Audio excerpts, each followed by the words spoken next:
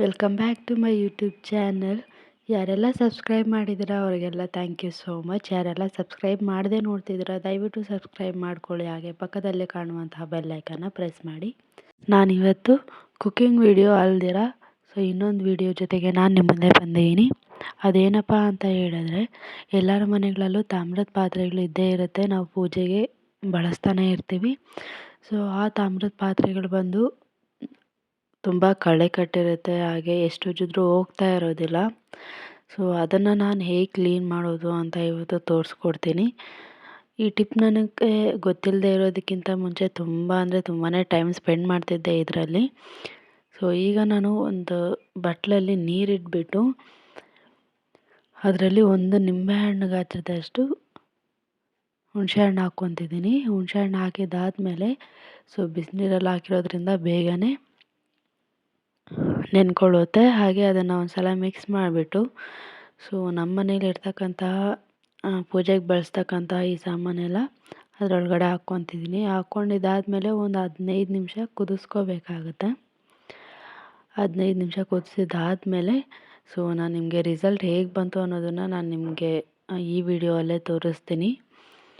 ತುಂಬ ಜನ ಇದರಲ್ಲಿ ಟೈಮ್ ಸ್ಪೆಂಡ್ ಮಾಡ್ತಿರ್ತಾರೆ.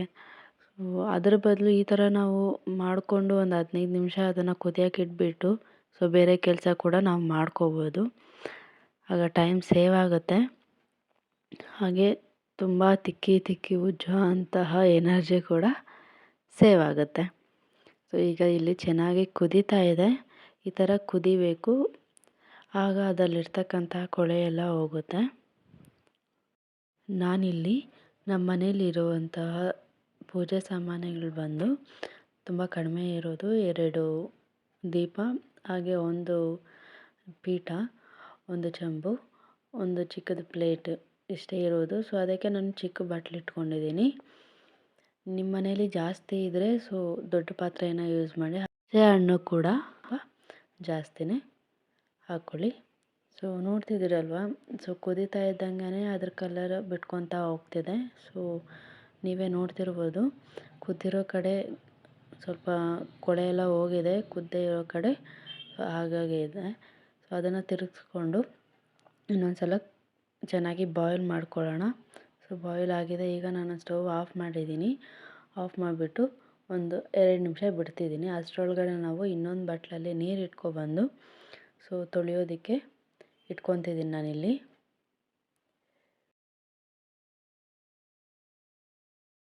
ಈ ನೀರೊಳಗಡೆ ನಾವೇನು ಕುದಿಸಿಟ್ಕೊಂಡಿದ್ವಲ್ಲ ಆ ಸಾಮಾನೆಲ್ಲ ನಾನಿಲ್ಲಿ ಅದರೊಳಗಡೆ ಹಾಕ್ತೀನಿ. ಒಂದು ಸ್ವಲ್ಪ ತಣ್ಣಗಾಗಲಿ ಅಂದ್ಬಿಟ್ಟು, ಬಿಸಿ ಇರೋದನ್ನು ಉಜ್ಜೋದಕ್ಕಾಗೋದಿಲ್ಲ ಅಂತ ಹೇಳಿ.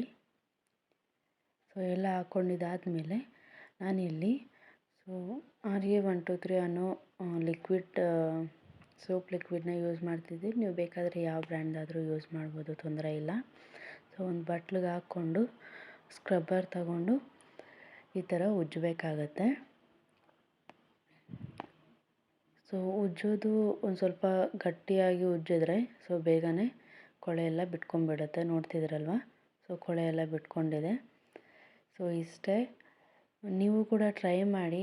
ಇದು ತುಂಬಾ ಸಿಂಪಲ್ ಟಿಪ್ ಅಂತಲೇ ಹೇಳ್ಬೋದು. ತುಂಬಾ ಟೈಮ್ ಸೇವ್ ಆಗುತ್ತೆ, ಹಾಗೆ ಎನರ್ಜಿ ಕೂಡ ಸೇವ್ ಆಗುತ್ತೆ. ನಾನು ಇದು ಗೊತ್ತಿಲ್ಲದೆ ಇರೋದಕ್ಕಿಂತ ಮುಂಚೆ ತುಂಬ ಅಂದರೆ ತುಂಬಾ ತಿಕ್ಕುತ್ತಾ ಇದ್ದೆ. ಅದನ್ನು ತಿಕ್ಕಬೇಕು ಅಂತ ಹೇಳಿದ್ರೆ ದೊಡ್ಡ ಕೆಲಸ ಅಂತಲೇ ಅಂದ್ಕೊತಿದ್ದೆ ನಾನು. ಬಟ್ ಈಗ ಅದೇನೂ ಇಲ್ಲ. ಅದನ್ನು ಕುದಿಯೋಕೆ ಇಟ್ಬಿಟ್ಟು ನಾನು ಬೇರೆ ಕೆಲಸಗಳು ಮಾಡ್ಕೋಬೋದು. ಅಷ್ಟರೊಳಗಡೆ ಇದಾಗುತ್ತೆ, ನನ್ನ ಎಲ್ಲ ಕೆಲಸಗಳು ಕಂಪ್ಲೀಟ್ ಮಾಡ್ಕೋಬೋದು. ಎಲ್ಲದನ್ನು ನೀಟ್ ಮಾಡ್ಕೋಬೇಕು. ನೀಟ್ ಮಾಡ್ಕೊಂಡಿದ್ದಾದಮೇಲೆ ಇನ್ನೊಂದು ಸಲ ಒಳ್ಳೆ ನೀರಲ್ಲಿ ತೊಳೆದಿಟ್ಕೊಂಡ್ರೆ ನೀಟಾಗಿರುತ್ತೆ. ಇವತ್ತಿನ ಟಿಪ್ ಬಂದು ಇಷ್ಟೇ. ಯಾರೆಲ್ಲ ಹೊಸದಾಗಿ ನಮ್ಮ ಚಾನಲಲ್ಲಿ ವಿಡಿಯೋ ನೋಡ್ತಿದ್ದಾರೋ ದಯವಿಟ್ಟು ಸಬ್ಸ್ಕ್ರೈಬ್ ಮಾಡ್ಕೊಳ್ಳಿ. ಹಾಗೆ ಪಕ್ಕದಲ್ಲೇ ಕಾಣುವಂತಹ ಬೆಲ್ ಐಕನ್ನ ಪ್ರೆಸ್ ಮಾಡಿ. ನಿಮಗೆ ಈ ವಿಡಿಯೋ ಇಷ್ಟ ಆದರೆ ಲೈಕ್ ಮಾಡಿ, ಕಾಮೆಂಟ್ ಮಾಡಿ, ಹಾಗೆ ನಿಮ್ಮ ಫ್ಯಾಮಿಲಿ ಫ್ರೆಂಡ್ಸ್ಗೆ ಶೇರ್ ಮಾಡಿ. Thank you so much. Have a nice day.